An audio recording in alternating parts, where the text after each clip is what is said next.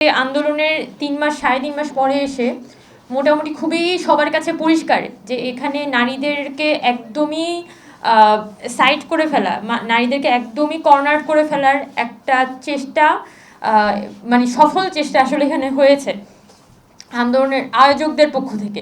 আমরা সবাই যার যার জায়গা থেকে যার যার অধিকারের জন্য এই অভ্যুত্থানটা সে আসলে যুক্ত হয়েছিলাম। যত দিন যেতে থাকে তত বেশি খেয়াল করতে থাকি এবং আমি একটা আইডেন্টিটি ক্রাইসিসে পড়া শুরু করি। সমস্যাটা হচ্ছে যে এই আমাকে গুরুত্ব দেওয়া হচ্ছে না, এটা আমার কাছে তেমন একটা সমস্যাজনক ছিল না। আমার কাছে সমস্যাজনক ছিল যে আমি একটা সিরিয়াস আইডেন্টিটি ক্রাইসিসে পড়া শুরু করি। এটা হচ্ছে যে মোটামুটি এক্সপিরিয়েন্স যে মেয়েরা কিভাবে আসলে সাইডেড হয়ে যায়, নানানভাবে হ্যারাসমেন্টের শিকার হইতে থাকে। অভ্যুত্থান পরবর্তী সময়ে এই স্পিয়ারগুলোতে মেয়েদের অবস্থান এমন জায়গায় এসে দাঁড়িয়েছে যে একটা ছেলে মেয়েরা মিলে যখন আড্ডা দিচ্ছে, এই অভ্যুত্থানের যে নারীরা সে যখন এসে কথা বলে তাকে একসেপ্ট করতে চায় না, মানে সে আর আগের মতো একসেপ্টেড না।